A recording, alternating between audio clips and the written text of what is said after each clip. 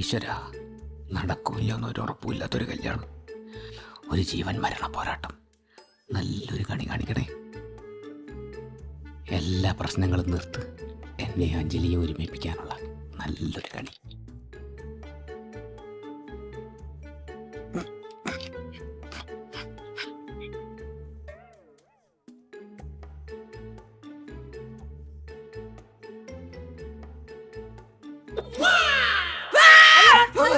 ഇന്നത്തെ ദിവസം എന്റെ കല്യാണം മുടങ്ങി.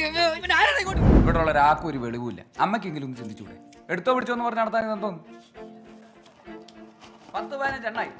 എല്ലായിടത്തും കോമാളിനെ പോലെ ഉടുത്തൊരുങ്ങി പോയി ഫോട്ടോയും കഴിച്ചു വരാൻ അത്ര രസമുള്ള കാര്യമൊന്നുമല്ല, മെനക്കേട് തന്നെ. പിന്നെ പൂജപ്പുര അനക്കേട കാര്യം അങ്ങോട്ടും ഇങ്ങോട്ടും പോയി സംസാരിച്ചല്ലേ. സാമാന്യ മര്യാദ ഉള്ളവരാണെങ്കിൽ ഇങ്ങോട്ടൊന്ന് ഫോൺ വിളിച്ചെങ്കിലും പറഞ്ഞു. ഇപ്പൊ എന്ത് പ്രശ്നം? 3 മാസം താമസിച്ചതാ. എടാ, ഇതാവുമ്പോ അവർ ഇങ്ങോട്ട് വന്ന സ്ഥിതിക്ക് നമുക്ക് എല്ലാവർക്കും കൂടെ പേരിനെ അവിടെ ഒന്ന് കണ്ടുപോയി കാര്യം നടത്താം. കാര്യം നടത്തിയാൽ മതിയല്ലോ. അവർക്ക് വേണമെന്ന് പറയുമ്പോൾ വേണം, അവർക്ക് വേണ്ടാന്ന് പറയുമ്പോൾ വേണ്ട. നിങ്ങൾ പിന്നെ എല്ലാത്തിനും കയറി തോന്നിക്കോളല്ലോ. ഒക്കത്തിനും കൂട്ടുപിടിക്കാനായിട്ട് ആ ഉഷാപ്പം.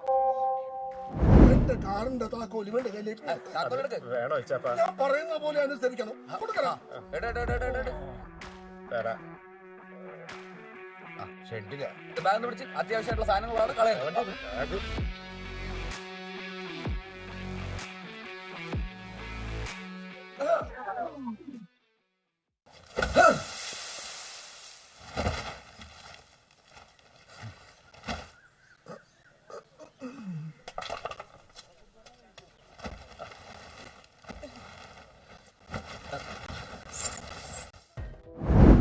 ഞാൻ കുറച്ച് ദിവസം അങ്ങോട്ട് മാറിയിട്ടാവേ. എന്നെ കൊണ്ട് പറ്റത്തില്ലെന്ന് ഇവിടെ നിൽക്കാൻ. ആശാനെ, ഞാൻ ആശാനോടൊരു കാര്യം പറയട്ടെ. ആശാൻ ഇപ്പോൾ വീട്ടിൽ പോയില്ലെങ്കിൽ അമ്മച്ചി നാട്ടുകാരോട് എന്ത് സമാധാനം പറയും? വീട്ടിലെ അവസ്ഥ എന്തായിരിക്കും എന്ന് ആലോചിച്ചിട്ടുണ്ടോ? ഞാൻ പറയുന്ന ആശാൻ ഇപ്പോൾ വീട്ടിൽ പോകണമെന്നാ. സംഭവം നടക്കാനുള്ളതൊക്കെ നടന്നു, നമ്മുടെ കയ്യിൽ നിന്ന് ലൈറ്റായിട്ട് പോയിട്ടുണ്ടെന്നുള്ള സത്യം തന്നെയാണ്. എന്നും പറഞ്ഞ് നമ്മൾ പേടിച്ച് മാറിയിരിക്കാൻ പറ്റുമോ? അത് ധൈര്യത്തോടെ കൈകാര്യം ചെയ്യണം, അതല്ലേ മിടുക്ക്. അല്ലാതെ ചുമ്മാ പറ്റത്തില്ല. സ്ലോ മോഷൻ മാറ്റണം. 24 ആക്കിയാ മൂഡ് പോവും സമീറ. നിങ്ങൾ എന്താണ് ഞാൻ മാറ്റൂല, എനിക്ക് പറ്റൂല. ഇങ്ങനെയൊക്കെ തുടങ്ങി എങ്ങനെയാണ് ഇവിടെ നിൽക്കാൻ പറ്റുക? തമിഴിലും കന്നഡത്തിലും എന്തെങ്കിലും ഒന്ന് അഭിനയിക്കേണ്ടല്ലേ? ജിൻ, എനിക്ക് വേറെ ഓപ്ഷൻ ഇല്ല. ഒന്നെങ്കിൽ അത് കട്ട് ചെയ്യുക, അല്ലെങ്കിൽ സ്ലോ മോഷൻ മാറ്റാം. മൂഡ് പോകും മച്ചാനെ.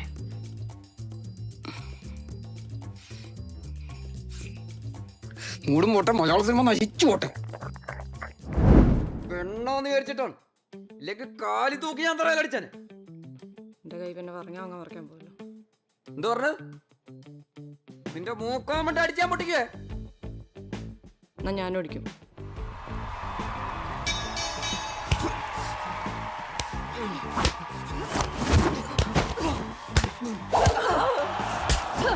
പോരാട്ടത്തിന്റെ മണി മുഴങ്ങിക്കഴിഞ്ഞു. കോബ്ര സ്റ്റെപ്പുമായി രാജേഷ് പമ്പിനെ പാട്ടിലാക്കാൻ ചെയ്യാം.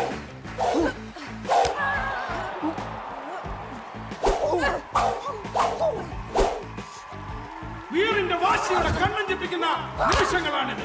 മിന്നൽ വേഗത്തിലാവും അടിയും തിരിച്ചടിയും. മോതിരം, കടകം, മറുകടകം. രാജ്ഭവന്റെ രാജാങ്കണത്തിൽ അന്തരീക്ഷത്തിന് തീ പിടിച്ചു തുടങ്ങിയിരിക്കുന്നു. The fire has begun.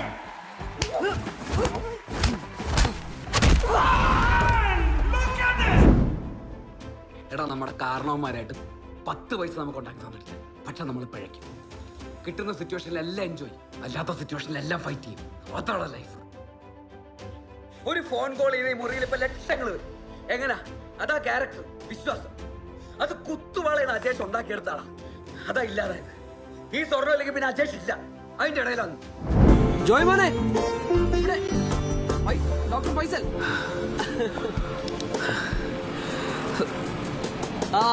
അതന്നെ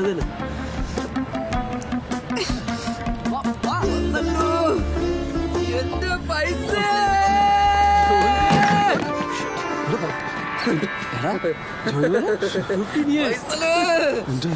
വന്നേ, ഞാൻ എന്റെ കുട്ടനെ ഒന്ന് കാണട്ടെ.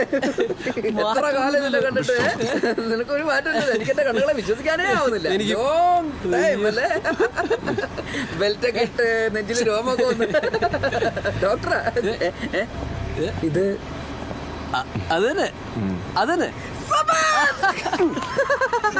ഓർമ്മയുണ്ടോ? ചെറുതായിട്ടൊക്കെ ചെറുതായിട്ട് മതി. 12 പേരോട് ഇപ്രകാരം കൽപ്പിച്ച് പറഞ്ഞയച്ചു: നിങ്ങൾ പുറജാതികളുടെ വഴിയെ സഞ്ചരിക്കരുത്.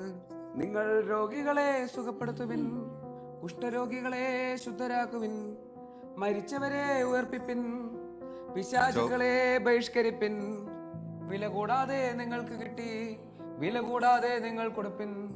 നിങ്ങൾ പൊന്നും വെള്ളിയും മടിശീലകളിൽ കാശും സമ്പാദിക്കരുത്. ബാർഗമോർ ഷൈനോ സ്ലോമോ ലകുൽ കുൻ. മിസ്റ്റർ ജോമോനെ ഞാൻ പറയുന്നത് മനസ്സിലാവുന്നില്ല എന്നുണ്ടോ? അത്യാവശ്യം കായിക ഗൗരവമുള്ള ആരെങ്കിലും ആണെങ്കിൽ മനസ്സിലാവേണ്ടതാണല്ലോ. ഇവിടെ പ്രായം അറിവുള്ള ആരുമില്ല അദ്ദേഹത്തൊന്ന് പറഞ്ഞ് മനസ്സിലാക്കാൻ. ഞാൻ അപ്പൊ തന്നെ തട്ടിപ്പോണ്ടായിരുന്നു, അറിയുവോ? 5 മിനിറ്റ് റിലേ വന്നോണ്ട് നിന്നെ വിളിച്ചു, അല്ലെങ്കിൽ അകത്തേക്ക് അവളെ അടിച്ചു കയറി വന്നേനെ. ശരി, എന്നാ അതിനൊരു പരിഹാരം പറ. റിസ്ക് ആണെങ്കിൽ ബോഡി ഇവിടുന്ന് മാറ്റാം. ഓടി ഒന്നും അവനെ മാറ്റാൻ പറ്റില്ല. എങ്ങോട്ട് മാറ്റാൻ? എങ്കിൽ പിന്നെ ദർശന അതാ പ്ലാൻ. ഇനി നിന്റെ പ്ലാൻ ഒന്നും വേണ്ട, ഞാൻ നോക്കിക്കോളാം. നീ പോയി നിന്റെ പണിയെടുക്ക്.